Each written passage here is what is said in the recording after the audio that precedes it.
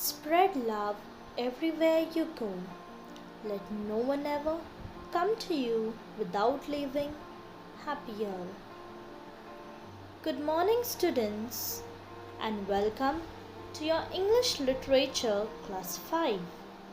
I hope you all are fine and safe at home and preparing well for your final examination.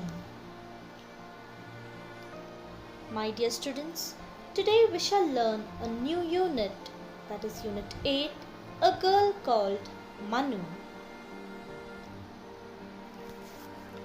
This is a story of Lakshmi Bai, the Rani of Jhansi.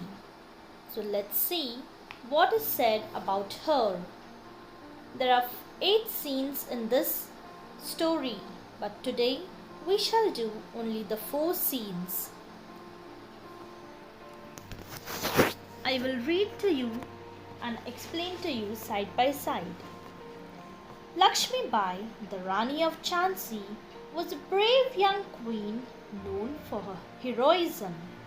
She was a leading figure in the Indian struggle against the British in 1857. She is remembered for her bravery and sacrifice. Read this play that tells us about some of the important memories in her life. Here we are talking about a lady, that is Lakshmi Bai.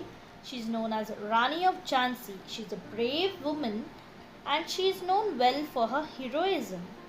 She leads a life in the Indian struggle against the British in 1857. She is always remembered for the sacrifices she has done and the bravery she has shown towards our country, India. So let's see some important moments in her life. The characteristics of this play is: narrator is state priest, sage a courtier. Sage means like a who is that?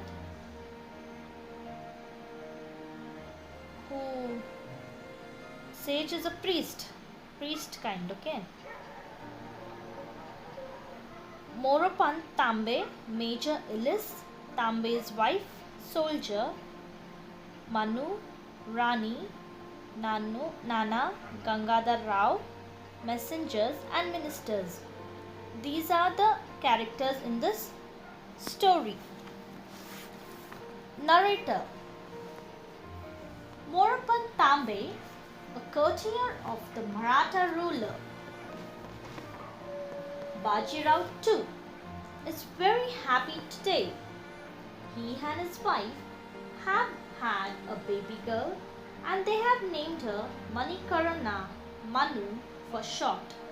There is a short video play also on this students movie Manikarana. I will show you in the next video. They are telling that Moropant Tambe and his wife are happy because they have given birth to a baby girl and they have named her as Manikarana. And for short they call it as Manu. At Tambe's residence there is singing and dancing. Tambe is receiving guests and his wife with a baby in her arms in the center of attraction. Just then a sage with flowing white hair arrives. Tambe touches his feet. The sage blesses him, then walks across to bless the child. There is a party going on, like there is singing and dancing in Tambe's residence, Tambe, Moropant Tambe, and his wife is with a baby girl in the center of attraction. There enters a sage who has white hair, and Tambe touches his feet and the sage blesses him and moves forward to bless the baby girl. Sage, blessing the child, exclaims, "What a lovely baby! Such a glow on her face!" To the audience, "Mark my words, this is no ordinary child.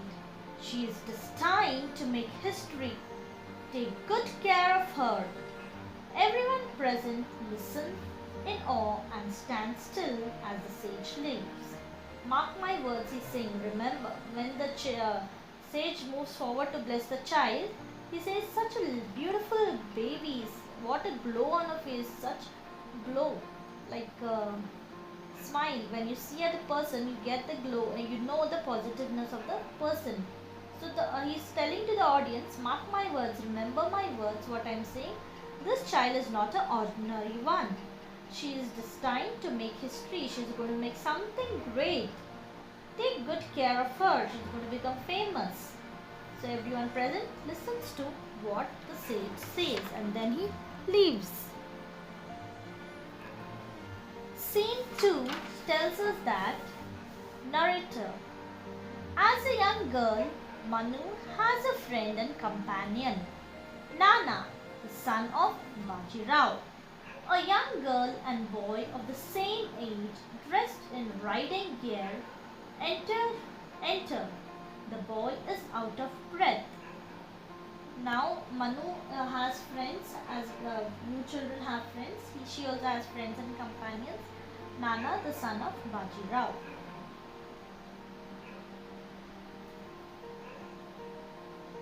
They both are of same age and they are riding a horse. But the boy is out of his breath now itself. Manu, laughingly. Nana, you're already breathless. I warned you not to challenge me. But you did. Now you know who rides faster? Manu was saying, Nana made a big mistake challenging me. You're already breathless now. So you know better now who rides faster. She's telling Nana. Nana is saying, I know. What a fool I was. Admiringly. Manu, you really are brave. The way you lifted me on your horse when I fell and the way you rode were remarkable. I couldn't have done that.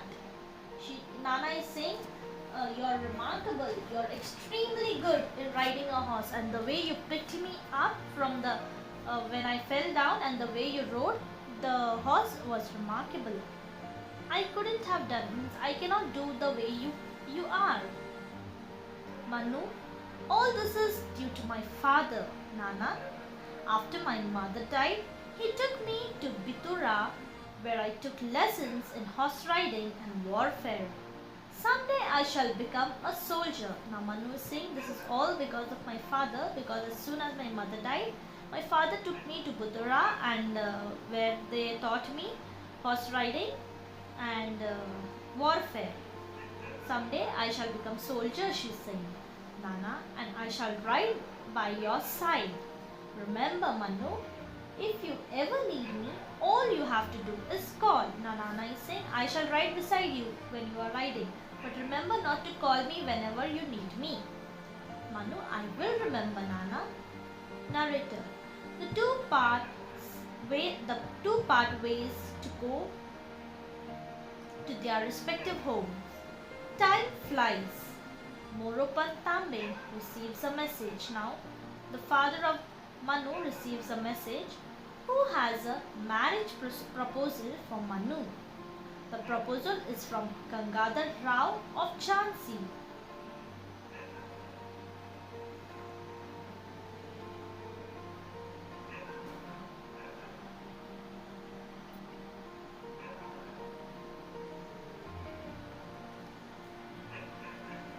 The proposal is from Gangadhar Rao of Jhansi.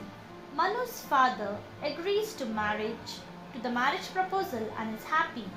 He should be, for Gangadhar Rao is a good man.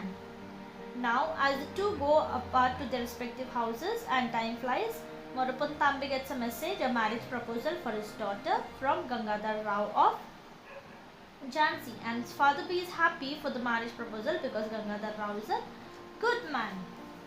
Scene 3.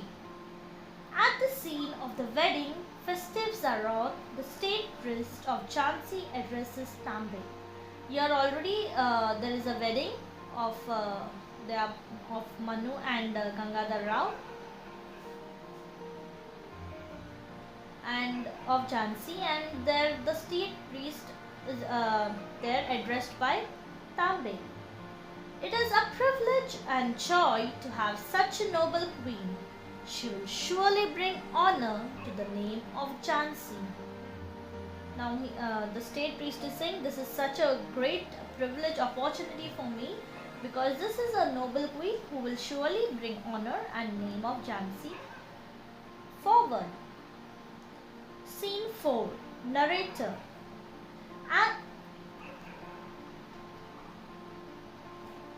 As the wheel of life turns, the Rani of Jhansi faces many turning points in her life.